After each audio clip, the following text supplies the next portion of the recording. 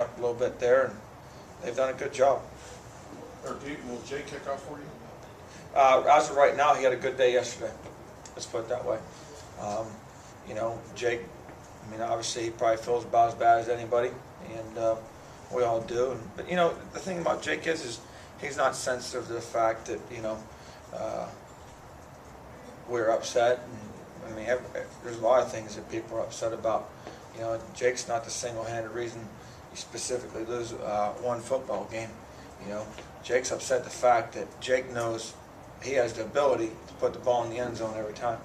And, his fundamentals, it sounds like a very simple thing, but it really is. His fundamentals and his approach to the ball, okay, were off. And it doesn't sound like a real big thing, but what happens is you overstride and you don't get as good a kick. And, fundamentals are something that you got to continue to work on and control. And, it's not a question of ability.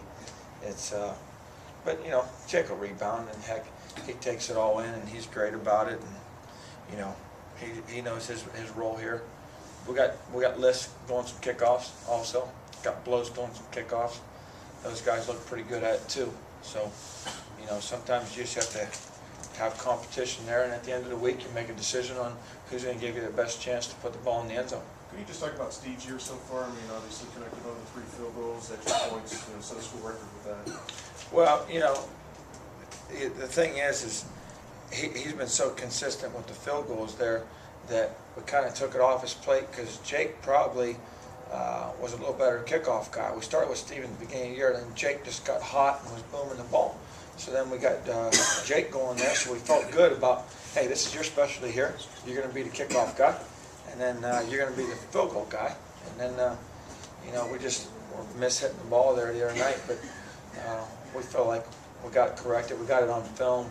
We talked it through, and it's just a matter of taking a deep breath and handling your approach to football. Steve's year, though, with setting the school record with 50 consecutive extra points, just the year he's had.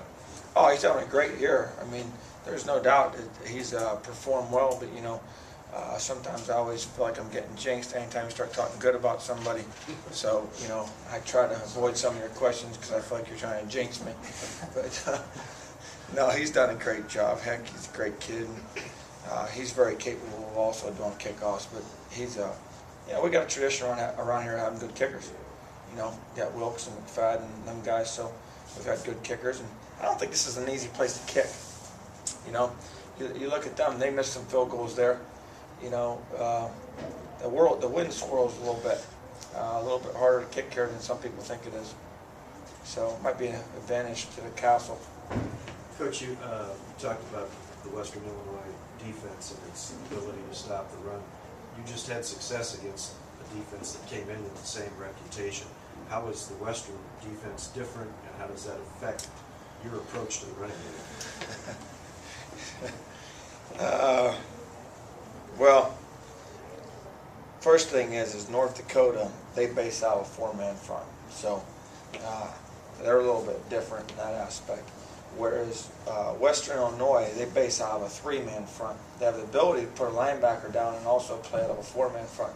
At the same time, they have guys over top of your guards that read your guards' blocks. So there's a lot of reading going on.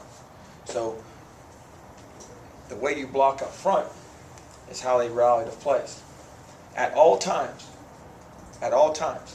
they always have, including the Leatherneck, who's at 7 yards, they always have one extra guy in the box. Then you can block schematically. That's their goal. So you have to be creative. And that means you have to find ways to run plays creatively or manufacture a run game that your players can execute. I think some defenses approach, and ours is sometimes is we're going to put one extra guy in a box, and if you can still run it, then good for you. If you can't, we're going to force you to throw. And that's kind of what, it's kind of a little bit very similar to what Southern Illinois did. And that's what people like to do is make you one-dimensional, is really what it is. And say, you're not running the ball. We feel good about this here. We got this all taken care of. If you do break a play, we got the leather neck there to stop it for a 4 or 5 yard gain, as an emergency, and then force you to throw the ball. So we're going to have to manufacture some run game. Coach, can you touch on hitting the road? Obviously, for two, a place that the program has had quite a bit of success in Macomb, winning the last 3. Yes, it's going to be an interesting trip for us. We're leaving here bright and early on Friday. We're going to bus to Pittsburgh, so we'll be on a bus down there, and then we'll fly to Chicago.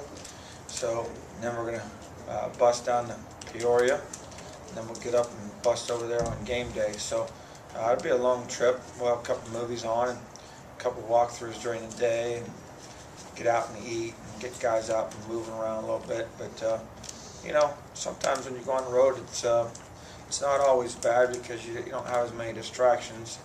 I almost feel a little bit more comfortable going on the road with the team because I don't have to worry about where they're staying at night, and family being in town, and mom's here to see me play, and what are we going to do after the game tomorrow, and all those kind of things. So I don't mind road games, and we need to win on the road.